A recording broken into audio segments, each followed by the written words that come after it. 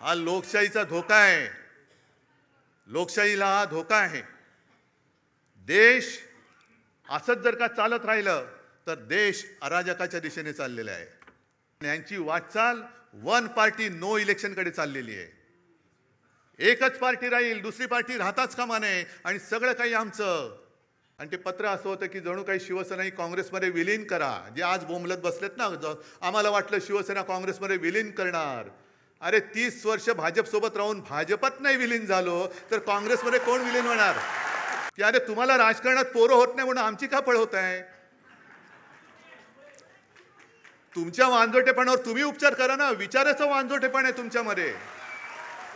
महात्मा ज्योतिबा फुले आणि सावित्रीबाई यांच्यावर धोंडमार आणि शेणमार झालेली आहे.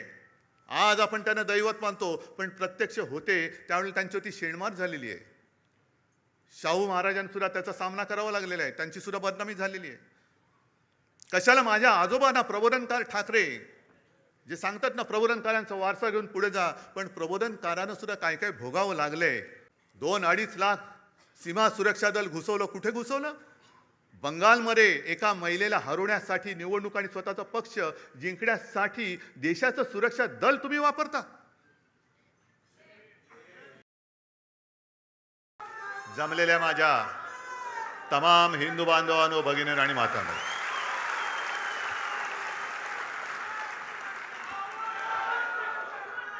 आज शिवसेनेचा 60वा वर्धापन दिन आहे. आणि 60वा वर्धापन दिन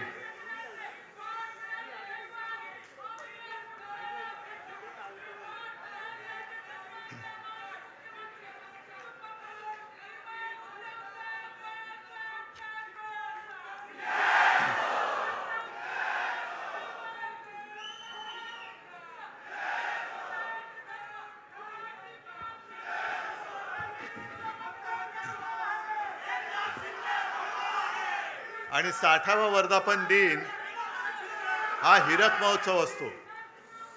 हिरक महोत्सव असतो. म्हणून नेहमीप्रमाणे मी माझ्या भाषणाची सुरुवात केलेली असली तरी आज विशेष म्हणजे तुम्हाला सगळ्यांना उद्देशून जमलेल्या माझ्या तर आहातच, पण मला दिलेल्या हिऱ्यापेक्षा मौल्यवान जीवाला जीव देणाऱ्या शिवसैनिक बांधवांनो, भगिनींनो आणि मातांनो, कारण ही देणगी माझी वडिलोपार्जित आहे. त्याच्यामुळे कोणी मायकल लाल ही देणगी माझ्यापासून हिरावून घेऊ शकत नाही. आजचा वर्धापन दिन अनेकांना वाटलं असेल की दुःखी आणि कष्टाने खचून गेलेला शिवसैनिक इथे दिसेल, पण इकडे एक सुद्धा शिवसैनिक खचलेला नाही, उलटा पेटलेला आहे.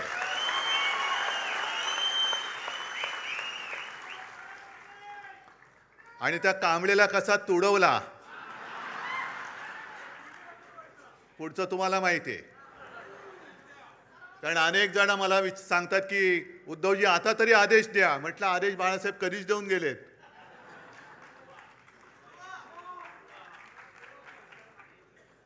आज विशेषतः 4 खासदारांचा सत्कार तर केलाच, त्यांच्या सोबत आपले हक्काचे 20 आमदार आहेत.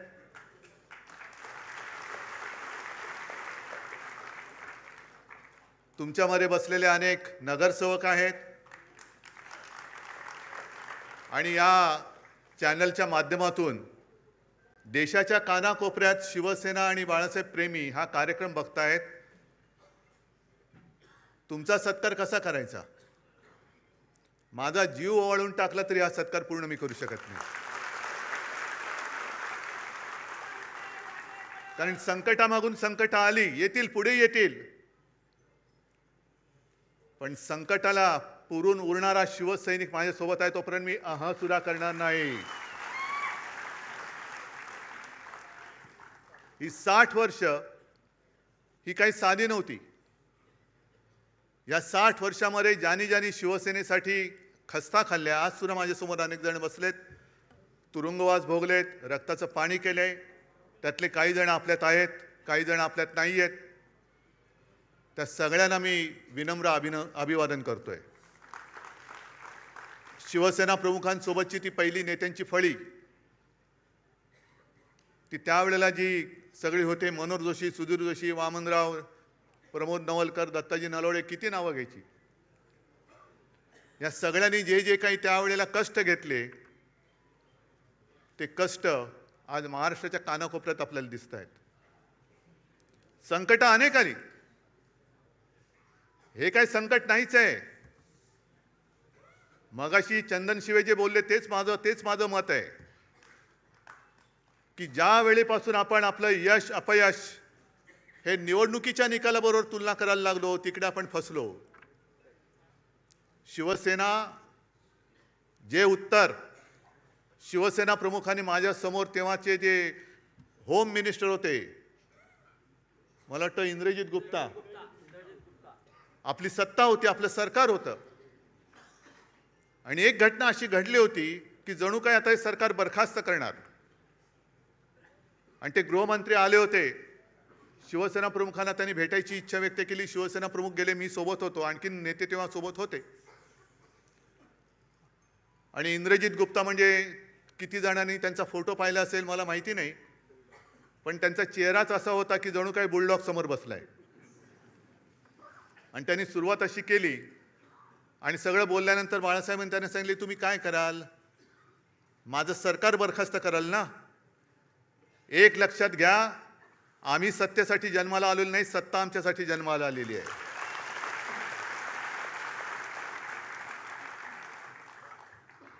आणि 60 वर्ष त्याच्यामध्ये आणीबाणी सुद्धा आली. आणीबाणीचा काळ आणखीन भयानक होता. आणि तेव्हा तर ह्या सगळ्या गोष्टी, या सगळ्या आठवणी स्वतः शिवसेना प्रमुखांनी सांगितलेल्या आहेत की त्याही वेळेला रजनी पटेल म्हणजे आज जे आहेत त्यांच्याच राज्याचा हा शिवसेनेच्या मुळावर उठला होता. आणि त्यांनी शिवसेना प्रमुखांना एक पत्र लिहून दिलं होतं आणि सांगितलं होतं की याच्यावर सही करा, सही नाही केली तर तुम्ही आतमध्ये जाल. आणि ते पत्र असं होतं की जणू काही शिवसेना ही काँग्रेसमध्ये विलीन करा. जे आज बोंबलत बसलेत ना, आम्हाला वाटलं शिवसेना काँग्रेसमध्ये विलीन करणार. अरे 30 वर्ष भाजपसोबत राहून भाजपात नाही विलीन झालो तर काँग्रेसमध्ये कोण विलीन होणार?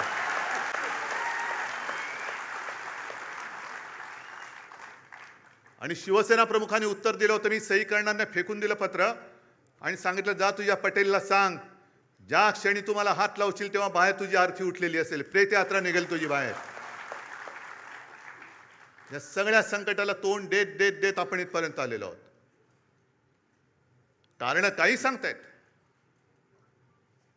शिवसेना म्हणे काँग्रेसमध्ये विलीन होण्याची आम्हाला भीती वाटली. अरे मला भीती वाटते महाराष्ट्र भाजप आता शिवसेनेत विलीन होईल. कारण एक भाजपवाला मला सांगत होता की उद्धवजी काय दिवस आलेत आमच्यावर, आम्ही शिवसेनेसोबत भाजपा गावागावात पोहोचवण्यासाठी घरदार विसरून मेहनत केली, पण आता हे उपरे आमच्या डोक्यावरती बसलेत. आणि म्हणे काय सांगावं, दिल्लीतनं उद्या आदेश येईल, जा मिंदेची दाढी खाजवा. मिंदेचं म्हटलं नको, एवढं पुरेसं आहे, कळलं मला पुढचं काय ते. आम्हाला खाजवावी लागते दाढी. ही अशी वेळ आली. आहे कुठे तो भाजप, आहे कुठे? आज भाजपकडे संसदेत 2/3 मेजॉरिटी अजिबात नाहीये. पण जेवढे भाजपाचे खासदार आहेत त्याच्यात 2/3 सगळे बाहेरचे आहेत, सगळे काँग्रेसमधले आहेत, इथले तिथले आहेत. म्हणजे जे मी लोकसभेच्या निवडणुकीत बोलत होतो तेच मगाशी कोणतरी एक कवी बोलले की अरे तुम्हाला राजकारणात पोरं होत नाही म्हणून आमची का पळवत आहे? तुमच्या वांजोटेपणावर तुम्ही उपचार करा ना. विचाराचं वांजोटेपण आहे तुमच्यामध्ये. आमची कशाला पोरं पळवतात? किती पळवाल पोरून? आमची काय तुमची पोरं पळवणारी टोळी म्हणून आमची पोरं पुरवणारी टोळी नाहीये.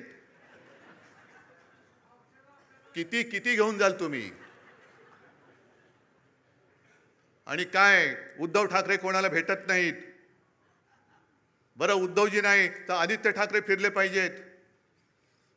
मग मी जर कोणाला भेटत नव्हतो तर गदाड्या तू निवडून कसा आलास?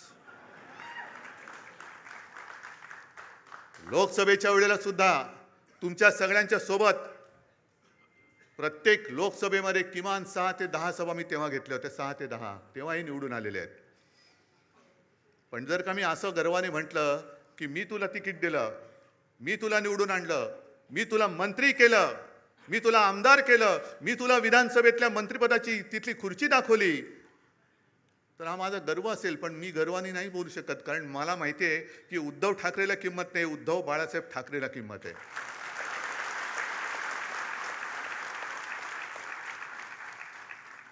आणि याचं भान मला आहे. आपण ज्या वेळेला सगळ्या महिलांना माहिती आहे, आता शहरामध्ये तर काही जंगलतोड बेसुमार चाललेली आहे. शहरामध्ये वडापाव माहिती आहे, पण वडापाव म्हणजे वटसावित्रीचा वड गेला, त्याच्यावरती फेऱ्या मारणं गेलं. पण वड मोठा असतो, त्याचे पारंब्या असतात. एखादा लांबून नमस्कार करतो, त्या पारंबीला वाटतं मलाच केला, तुला नाही केला, तुझ्या मागच्या खोडाला केलेला आहे, हे लक्षात ठेव. वड त्याला म्हणतात.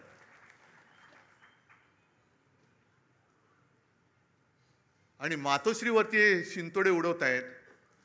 मला कळत नाही ही कुठली अवलाद. म्हणजे ज्या शिवसेना प्रमुखांनी मराठी माणसाच्या आणि हिंदूंच्या रक्तामध्ये स्वाभिमान रुजवला, त्या रक्तामध्ये हे भेसळ कुठून आणली? ही कोणाची अवलाद आहे?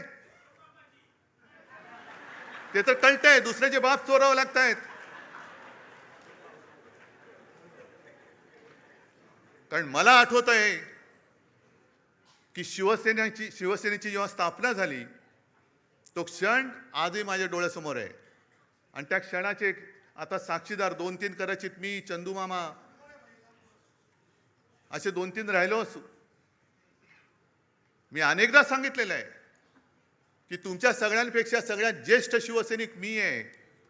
कारण शिवसेनेच्या स्थापनेचा नारळ हा माझ्यासमोर फुटलेला आहे आणि त्यातनं उडालेले तुषारे माझ्या अंगावरती उडालेले आहेत. नाही, तुम्ही त्या क्षणाला तिकडे हजर नव्हतात. खरसीकर बोलतात मी होतो म्हणून.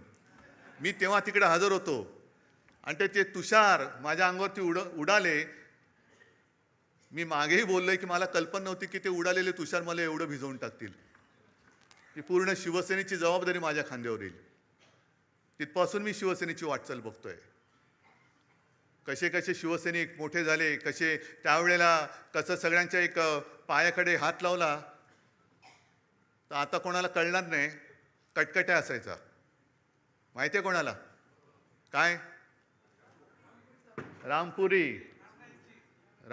आणि ते हे आमचा टाइमपास तोच. आम्ही शाळेतली मुलं सगळे लालबाग परळ, तेव्हा परेल नव्हतं, परळ होतं. शिवसैनिक यायचे आणि तेच सुरक्षा कवच. आणि कुठून कुठून दुसरीकडनं पण सगळे शिवसैनिक यायचे.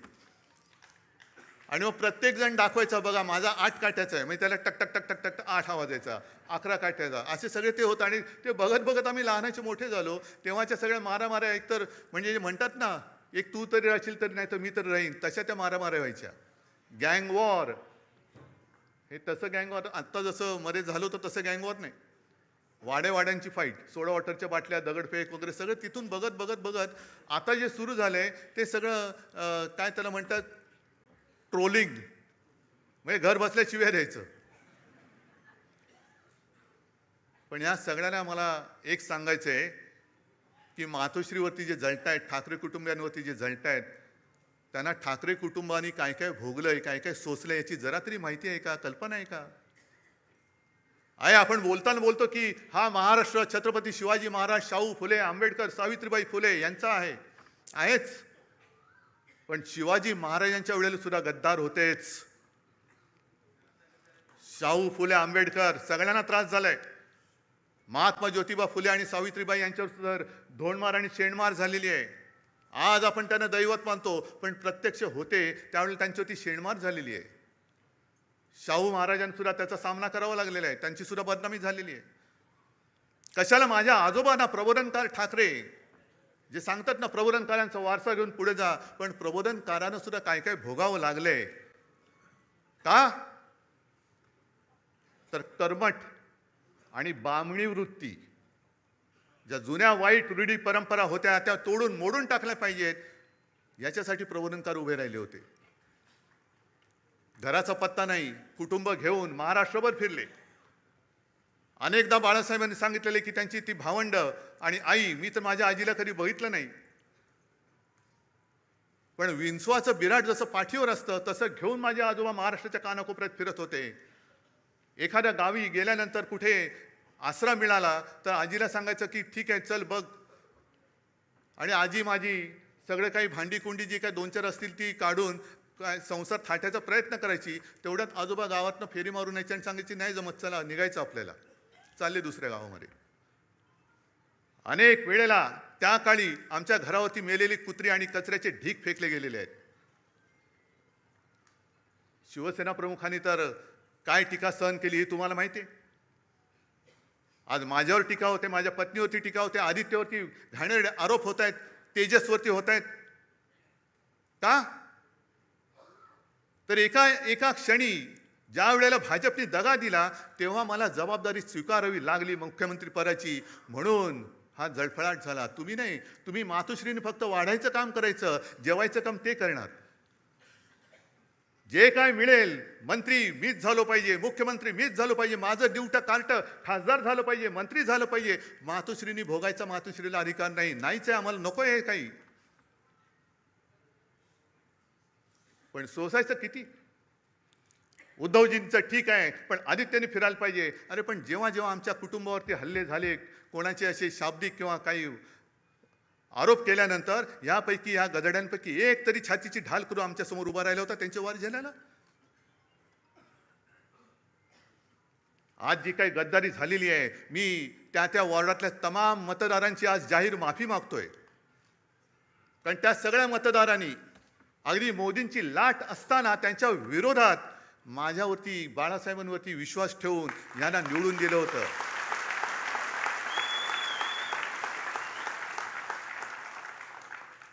जे आम्हाला डिवचलं जात होतं की तुमचे मोदींच्या चेहऱ्यावरती खासदार निवडून आलेत, मोदींचा चेहरा न वापरता आपल्या शिवसेनेचे 9 खासदार डौलाने निवडून आले होते. काही थोडक्यात गेले. एक तरी इथली तर सीट चोरलीच. कुठे होते मोदी?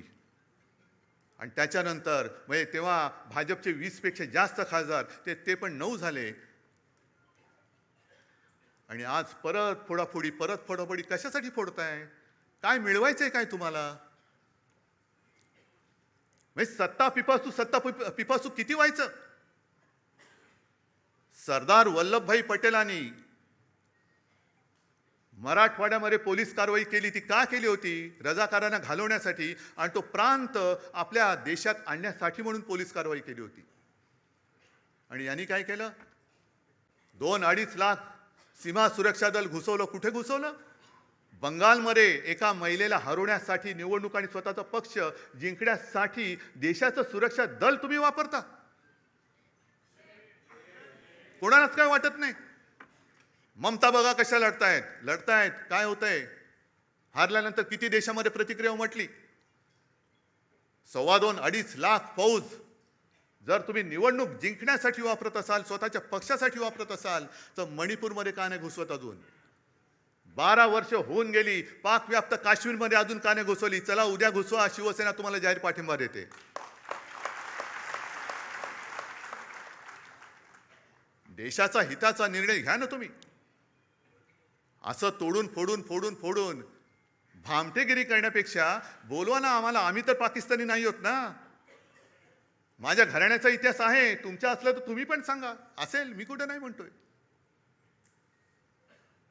आम्ही पाकिस्तानातून आलेलो नाही आहोत. आम्ही सुद्धा देशप्रेमी आहोत. तुमच्या एवढेच किंवा तुमच्यापेक्षा जास्त काकणभर जास्त आम्ही देशप्रेमी आहोत. आणि आज जे आपल्याला विरोध करतायत हे तेच आहेत ज्यांनी शिवसेना प्रमुखांना विरोध केला. पण तेव्हा शिवसेना प्रमुखांची गरज होती त्यांना. माझ्या आजोबांना विरोध करणारे हे गोमूत्रधारी जे होते त्या प्रवृत्त्या परत बोकाळलेल्या आहेत. हो, मी त्यांना गोमूत्रधारीच म्हणतो. हे हिंदुत्व नाहीये, हे भोंदुत्व आहे. आमचं हिंदुत्व हे शेंडी जाणवाचं नाहीये. आमचं हिंदुत्व हे राष्ट्रीयत्व आहे. आमचं हिंदुत्व हे राष्ट्रीयत्व आहे. आणि हिंदूंमध्ये, आणि आज मला खरंच एका गोष्टीचा अभिमान वाटला की येताना परत आपले ते सगळे तेजस्वी भगवे झेंडे मला दिसले. कारण मी मागेच सांगितलंय, मशाल वेगळी ठेवा आणि भगवा वेगळा ठेवा. छत्रपतींचा भगवा, होय वारकऱ्यांचा भगवा, हिंदूंचा भगवा, महाराष्ट्र धर्माचा भगवा, त्याच्यावरती दुसरं कोणतेही चित्र नकोय. आणि जो भगव्यामध्ये भेद करतो तो अस्सल हिंदू असूच शकत नाही. त्याच्या रक्तामध्ये ही गद्दारांची, बेईमानीची, अवलादीचं, भेसळीचं रक्त आहे. भेसळयुक्त रक्त हे भगवा हातात घेऊ शकत नाही, घेता कामा नये. आज शिवसेना 60 वर्षाची झाल्यानंतर पुढे काय करणार? ज्या पद्धतीने आजच्या देशाचं राजकारण चालू आहे हे बघितल्यानंतर जनतेचा लोकशाहीवरचा विश्वास आता उडत चाललेला आहे. म्हणजे आज 2 कवींनी त्यांच्या कविता सादर केल्या. इंस्टाग्रामवरती आज मी एक कार्टून पाहिलं, ते पण सांगणार आहे. आणि एका कवीची एक कविता ती पण आत्ता मला आठवली. आपण काय म्हणतो? मशाली समोरचं बटन दाबा आम्हाला मत मिळेल. काँग्रेस काय म्हणतं? हातासमोरचं बटन दाबा आम्हाला मत मिळेल. पवारसाहेब म्हणतात तुतारीचं बटन दाबा आम्हाला मत मिळेल. भाजप म्हणतात तुम्ही कोणाचंही बटन दाबा, तो माणूस आमच्याचकडे येणार आहे. मग निवडणुकीचा खर्च करता कशाला? आणि आता हे जे दिवस चाललेले आहेत ते बघितल्यानंतर डॉक्टर लोक आता प्रश्नचिन्हांकित झाले, तर आपण नेमकं करतो काय? कारण जे कार्टून मी म्हणत होतो ते सोशल मीडियावरती आज आले. एका सोने चोराला पोलिसांनी पकडले आणि तो चोर त्यांना सांगतो, हो साहेब चोरी म्हणू नका, ऑपरेशन गोल्ड म्हणा. त्याशिवाय डॉक्टर आता गोंधळलेत की आपण चोरी करतोय की ऑपरेशन करतोय. पण हे असं ऑपरेशन जर होत असेल तर तुम्हाला सगळ्यांना आणि आपल्या देशाला मिळून ऑपरेशन कमळ करावं लागेल. हा लोकशाहीचा धोका आहे. लोकशाहीला हा धोका आहे. देश असंच जर का चालत राहिलं तर देश अराजकाच्या दिशेने चाललेला आहे. ही मला वाटणारी भीती आहे. मी भाकीत करणारा नाहीये. ज्योतिषावरती तर माझा बिलकुल विश्वास नाहीये. पण समोर, म्हणजे तुम्ही आता समोर दिसतात तेच भवितव्य आहात.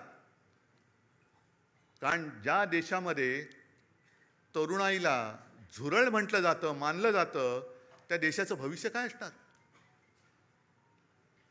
आपल्याला जे काही या निवडणुका जिंकतायत, वाटेल ते करून निवडणुका जिंकतायत आणि पदं बळकावतायत. बरं एवढं तर कमी पडतंय, तुमच्याकडे बहुमत आहे तरी स्थानिक स्वराज्य संस्था असतील, आणखीन काही असेल, पलीकडनं कोणाला अर्जच भरू द्यायचा नाही. अर्ज भरला रे भरला की उचल त्याला. कशासाठी हे करताय? एवढं सगळं मिळून तुम्ही जाणार आहात कुठे? काय करणार आहात देशाचं? आणि मग ते जे नड्डा बोलले होते की देशामध्ये फक्त एकच पार्टी राहील, 1 नेशन 1 इलेक्शन, हा एक भाग. पण यांची वाटचाल 1 पार्टी नो इलेक्शन कडे चाललेली आहे. एकच पार्टी राहील, दुसरी पार्टी राहताच कामा नये आणि सगळं काही आमचं, याच्याकडे या दिशेने चाललेली आहे.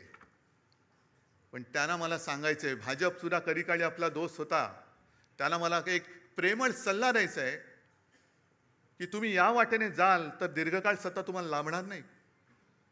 आणि ज्यांना आपण आपल्या देशाचं भाग्यविधाते समजतो त्या तरुण मुलांना जर का तुम्ही झुरळ समजत असाल तर एक लक्षात घ्या, आपलं स्वातंत्र्य हे निवडणुका जिंकून मिळालेलं नाही. त्या वयातल्या मुलांनी क्रांती केली म्हणून आपल्याला स्वातंत्र्य मिळालेलं आहे. ती मुलं जर का पेटली तर हे तुमचं सरकार सुद्धा राहणार नाही. काढा ना, काय वय होती? खुदिराम बोस 17 वर्ष, अनंत लक्ष्मण कानेरे काय वय होतं? भगतसिंग काय वय होतं? राजगुरू काय वय होतं? ही सगळ्यांची वय काढा. ही आताचा जो काही शब्द आहे जेनझी, त्या जेनझीच्या वयोगटातली सगळी मुलं होती. काय बेकार होती? अशीच फिरत होती? त्यांना काय उद्योगधंदे नव्हते? चाफेकर बंधू किती वर्षाचे होते? पण त्यांना माहिती पण नव्हतं देश स्वातंत्र्य नाही, माझा देश गुलाम आहे, माझी भारत माता गुलामगिरीत राहता कामा नये. मेलो तरी 72, पण मी माझ्या देशाला स्वतंत्र करेन.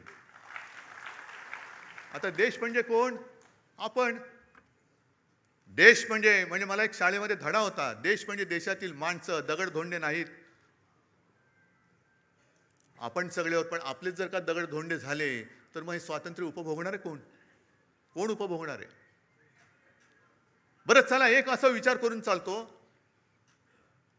की याच्या पुढे शिवसेना निवडणूकच लढवणार नाही. काय करणार आहेत बोला? काय करतील? बरं तुमच्यापैकी किती राहतील माझ्यासोबत? बघा एकही तिकीट मिळणार नाही. मग काय करतील हे? कारण का मरमर मेहनत तुम्ही करायची, निवडून आपण आणायचं आणि यांचे खोके खोक्यावर खोके. म्हणजे शेतकरी रडतोय, त्याच्या मालाला हमी भाव नाही, पण आमदार खासदाराचा हमी भाव ठरलेला आहे. म्हणजे शेतकऱ्याला ते कैलास पाटील परवा सांगत होते, ते सांगतील शेतकऱ्याला आता कर्जमाफी त्यांनी दिले. आपण मुक्त म्हणतो, ते माफी म्हणतायत. कर्जमाफीमध्ये त्यांनी अशा अटीतटी शर्ती टाकलेल्या आहेत की शेतकरी म्हणाल मेलो तरी चालेल पण तुझं कर्ज नको, म्हणजे भीक नको पण कुत्रा आवर. म्हणजे शेतकऱ्याला तुम्हाला धड कर्जमुक्त करायचं नाहीये, शेतकऱ्याच्या मालाला किंमत द्यायची नाहीये, पण नुसते आमदार खासदार आणि नगरसेवक आणि हे विकत घ्यायचे आहेत. वा, एवढा पैसा आहे तुमच्याकडे? निवडणुकीच्या आधी लाडकी बहीण आणि आता 80 लाख महिलांचं ते त्यांची ओवाळणी काढून घेतलेली आहे. काय टर्रेबाजी करत होते ते, दाढी खाजवत फिरत होते. काय मिळाले की नाही, मिळाले की नाही? पण मला एका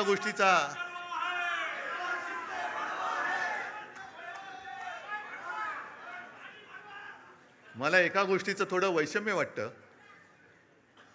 की अरे मेहनत तुम्ही केले ना, मत तुम्ही दिले ना, मग जाब विचारण्याचा अधिकार तुम्ही का सोडताय? का नाही जाब विचारत? हिम्मत होते कशी? होते कशी? आदेश काय देऊ?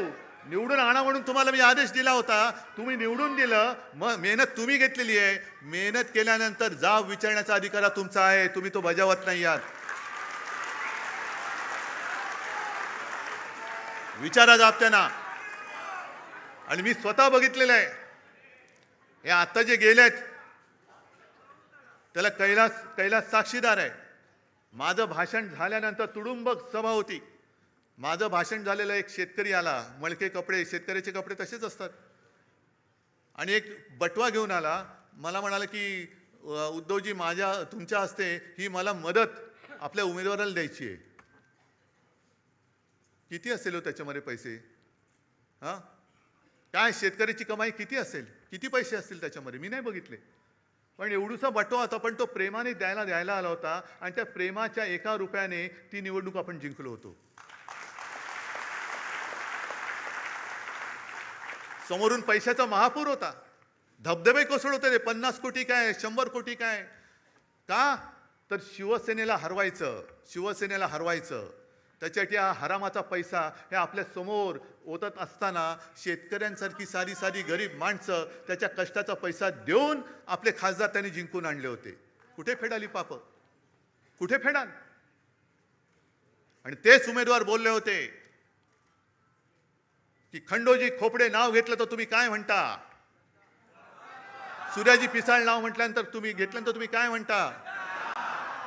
मग 400 वर्ष झाली तरी त्यांच्या कपाळावरचा गद्दारीचा शिक्का पुसला नाही. यांना किती वर्ष लागतील यांच्या कपाळावरचा शिक्का पुसायला? हे ज्यांनी विचारलं त्यालाच विचारा आता, तू काय म्हणतोयस?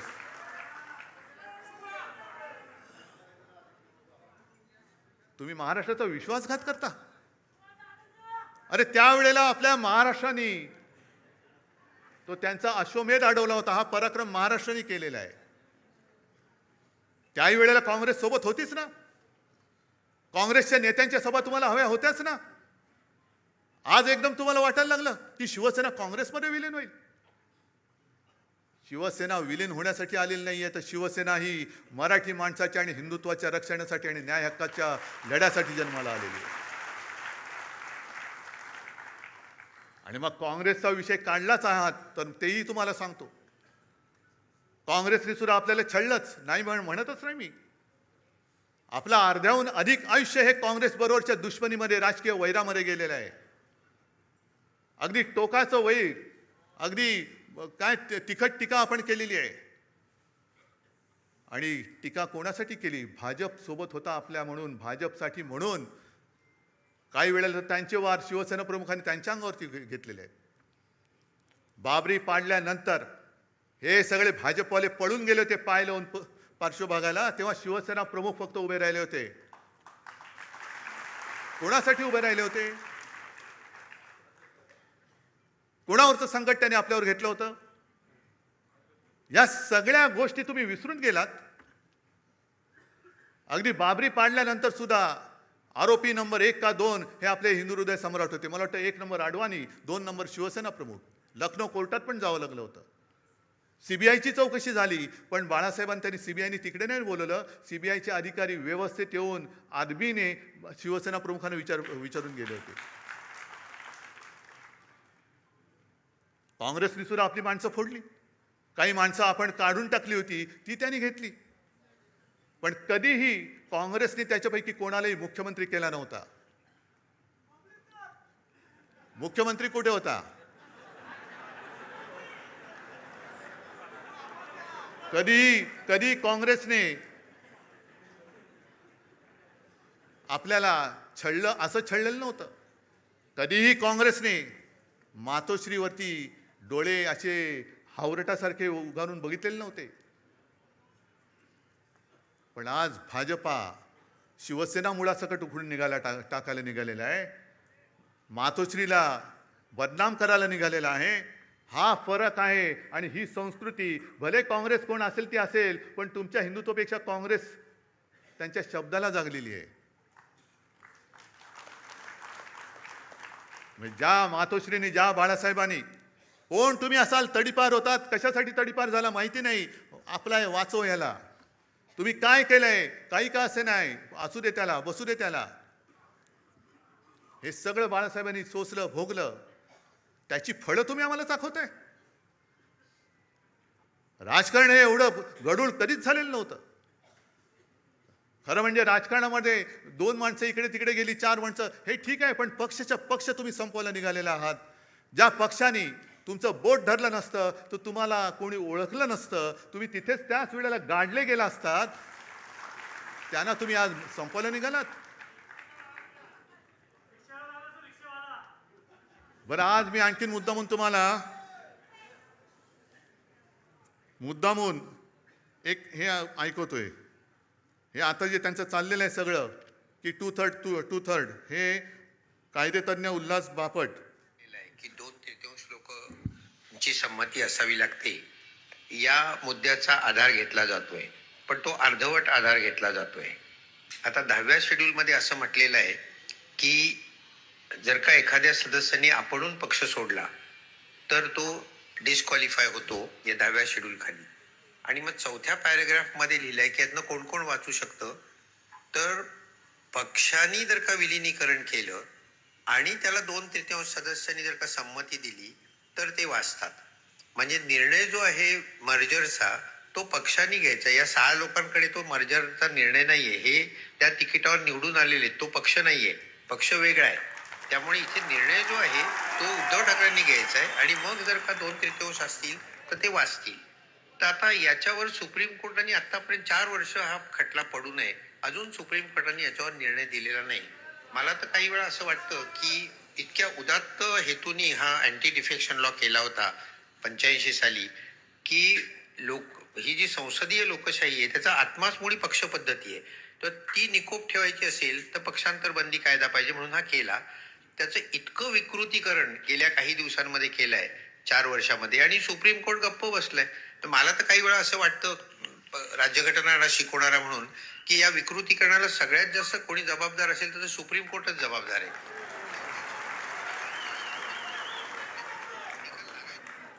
बोला. आता उद्या आमच्या आणि बापट साहेबांच्या डोक्यावरती हातोडा पडेल, सुमोटो. कारण झालंय काय की एका बाजूने सुप्रीम कोर्ट आणि आमचे कायदा मंत्री बॅडमिंटन खेळतायत आणि मध्ये आमचं शटलकॉक झालंय. संविधानाचं पण शटलकॉक झाले. हा त्याच्याकडे, तो त्याच्याकडे, तो त्याच्याकडे. अरे देशाची बरबारी होते आणि तुम्ही तिकडे मजा मारत बसलात.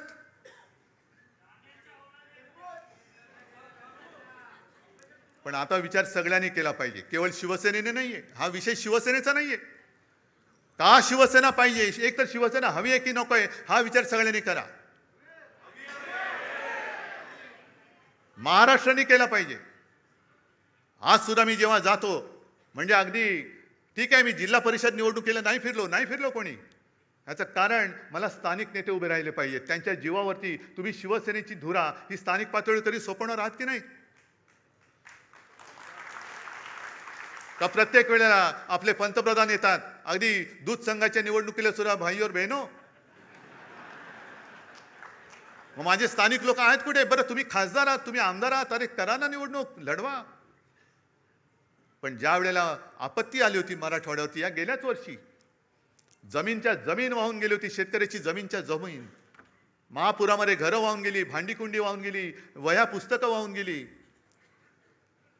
तेव्हा मुख्यमंत्री उपमुख्यमंत्री कोणी आले नव्हते. मी आणि माझ्या बरोबर हे सगळे अंबादास, चंद्रकांत खैरेसाहेब, कैलास वगैरे त्यावेळेतले सगळे आमदार, खासदार आणि आपले शिवसैनिक त्यांच्या मदतीला धावून गेले होते.